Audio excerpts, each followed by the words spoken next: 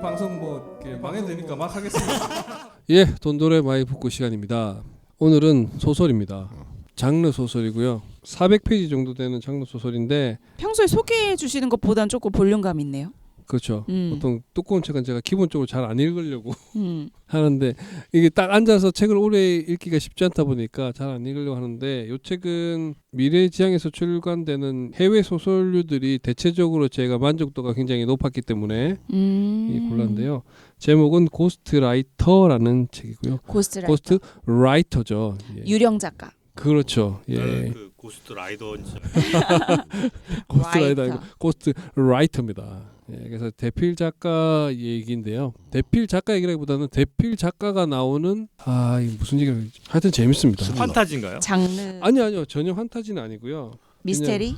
미스테리? 스릴러라고도 할 수 있고. 범죄 그렇죠. 소설 같은? 막 범죄가 막 나오진 않지만 예, 이것도 4년 전에 일어난 일 때문에 5년 전에 아니고 4년 전에 일어난 일 때문에 이게 주인공이 작가예요. 되게 유명한 베스트셀러 작가고 그런데 저 남편이 있고 남자 어린 아이가 있었는데 4년 전에 어떤 특정한 사건 때문에 이제 자기 빼고 남편이랑 아이가 죽게 되죠. 그러면서 그날 있었던 일은 이제 이 작가잖아요. 작가가 또 완벽하게 이렇게 알리바이를 잘 싸버 잘 해서 경찰이나 이런 사람들은 이제 다 뭔가 이 위태위태하면서 오는 쫄깃한 맛이 좀 그렇게 알고 있겠다. 있는데 실제로는 이제 일어났던 일은 이 여주인공만 알고 있는 것이고 근데 이제 절대로 밝히고 싶지 않을 거 아니에요. 근데 이 비밀이 밝혀야 이 소설이 의미가 있는 거 아닙니까? 그러기 위해서 강제로 그 비밀을 밝힐 수밖에 없는 상황을 만들어가죠. 그래서 이제 이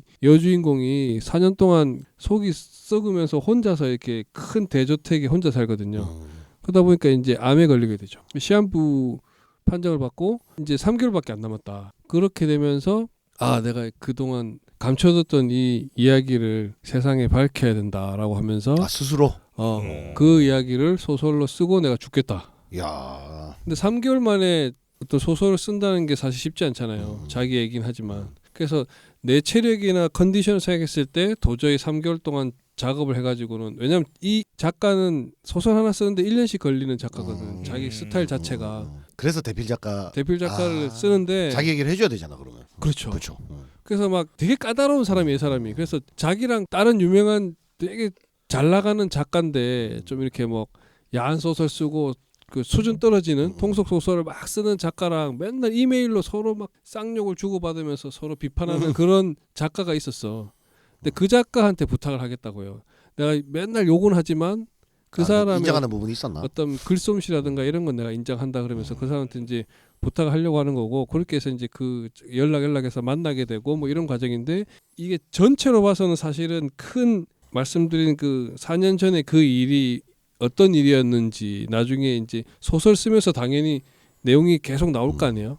그러면서 이제 그게 하나하나 밝혀질 때 일종의 뭐 반전처럼 되게 상상지도 못했던 그런 놀라운 일이 있었던 거를 알게 그러니까 되는데 독자들도 이야기의 뒤로 가서야 이제 조금씩 알게 되는 마지막 부분에서 이제 알게 전개겠죠. 되는데 이제 그것도 반전인데 그 중간중간에 나올 때마다 그 소소하고 재미있으면서도 엉뚱한 상황이나 이런 반전들이 계속 있어서 되게 재미있고 초반에 그 막 글 쓰고 준비하고 앞부분에서 약간 지루할 수 있는데 뭐 저는 그거 되게 재밌었는데 어떤 분들은 앞부분이 약간 지루했다라고 얘기를 하시긴 하시더라고요. 근데 전체적으로 스토리도 완성도가 높고 영화나 드라마나 이런 영상물과 다르게 소설은 또 인물의 내면의 얘기나 속사정을 글로 충분히 설명하면서 이제 어떤 마음인지 이런 걸 알게 되잖아요.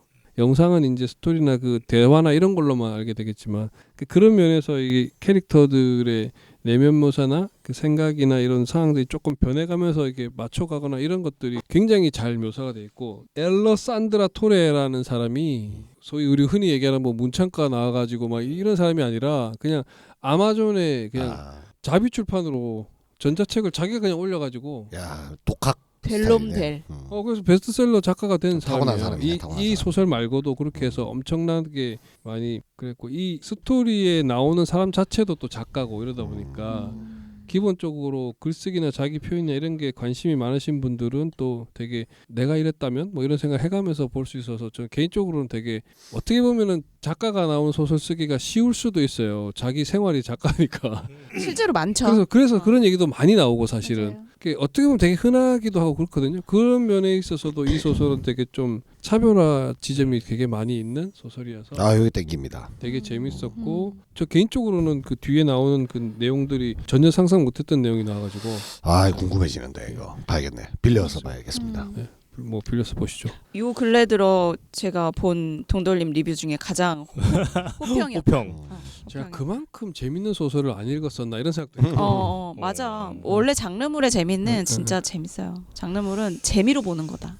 굉장히 재밌게 읽었습니다. 근데 또 이게 제가 재밌게 읽었다라고 하고 또 다른 분 읽으면 생각보다 별론데라고 하실 수 있는 아, 게 이제 뭐 그런 항상 우려도 있으나 그런 기대치를 우려는 높여놓으면 있습니다만, 네. 근데 뭐 재밌게 볼 수 있을 것 같습니다. 뭐 기본적으로 약간 그 반전이 나오들은 그렇죠. 재밌잖아요. 네, 네. 와 그리고 이제 하여튼 천인 공로할 이런 내용. 네, 진짜 고스트 라이더보다 재밌을 거는 분명합니다. 네, 그거는 여기까지. 네, 100%. 수고하셨습니다. 고맙습니다. 황급한 고스트 정리요. 라이터입니다. 네, 라이터요. 나이타로.